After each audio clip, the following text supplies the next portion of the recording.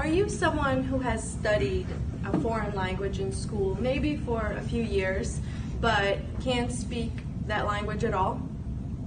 That's a very common thing, and that's exactly what happened to me. I studied a language all through elementary school, all through middle school, and I couldn't speak a single sentence. Of course, that language was English, but spoiler alert, I did learn it eventually. So just so we're clear, I can speak English now. But I couldn't when I first moved to the US at 14 years old. I'll never forget, I arrived at O'Hare with my godmother, and I was so excited. It was my first time in America. Everything was so big and bright, and I hadn't slept in 23 hours. It was amazing. We were rushing through the airport to catch our flight to Boston, and we stopped to ask for directions. When you hear someone speaking a language that you don't understand, it may sound a little bit like this. But if you've studied that language at all, you may be able to understand one or two words, even though most of it will still make no sense.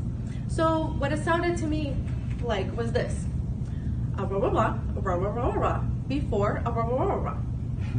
I understood one word, the word before. I recognized that word. I remember seeing that word in every quiz and every test that I had ever almost failed in school. I was so proud of myself for recognizing that one word. If only I knew what it meant. So we were rushing through the airport, and all I kept thinking was, what does before mean? What does before mean? I know I learned this. We got to the gate, the door was still open. Yes, we made it. We didn't miss our flight. I look up at the gate number, and it says, Gate B4. Oh. And that was the first time I felt like a complete idiot. But I must say, I was lucky because when I first moved here, my 8-year-old cousin did speak English, and she taught me something very important. She said, when you go to school, you need to learn the 6 most important words in the English language. And I said, okay, what are they? And she said, can I go to the bathroom?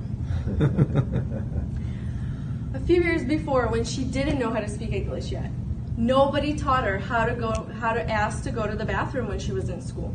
So she unfortunately ended up having a very unfortunate and wet and traumatic experience in 1st grade. Now, I'm glad she taught me this because I was in 8th grade, so that would have been a lot more embarrassing for me.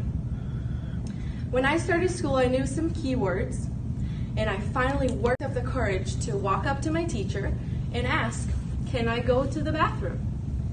Now, keep in mind, I had learned yes and no, so I felt pretty confident. Her answer, sure. I hadn't learned the word sure yet, so I had no idea what she meant. Of course, I decided to do the best possible thing I could have done in that scenario, which was I stood there absolutely paralyzed until she showed me whether that meant that I could go or not. If you ever find yourself in a situation when you don't understand what is being verbally said, a good idea is to look around you and see what everyone else is doing. That might give you a clue about what you're supposed to be doing. That's how I found myself in my middle school's cross-country team, even though I had no idea what cross-country was. I had made one friend by then, and she convinced me to do cross-country with her. So, first day of practice, we get to the field, everyone's stretching, so I start stretching. Everyone started running, so I started running. And I thought, great, we're warming up, this is good. We ran one lap around the field, and all of a sudden I noticed all the kids running out onto the sidewalk, so I followed them. And I thought, maybe we're going to a different location to practice the sport of cross country. So we're running on the sidewalk for a little bit, and I'm getting a little tired, and I'm thinking, how much longer till we get to this new location? And all of a sudden I feel this cramping on my side because I don't run. And I don't know how to breathe properly. So I start feeling like I can't breathe. And everyone is just running way further ahead of me. and I'm starting to lose them, and I can't lose them because I have no idea where we're going. And I keep thinking, oh my goodness, this is such a long warm-up. There is no way I'm going to be able to play cross country when we get there. So we finally get back to the school. My coach says, great practice, see you next Thursday. And everyone went home. And I was exhausted and very confused. My friend looked at me and said, I thought you liked running. And that's when I realized that up until that moment, I had never before in my life ran for long enough to learn that I hate running. So this is what I want you to get out of this.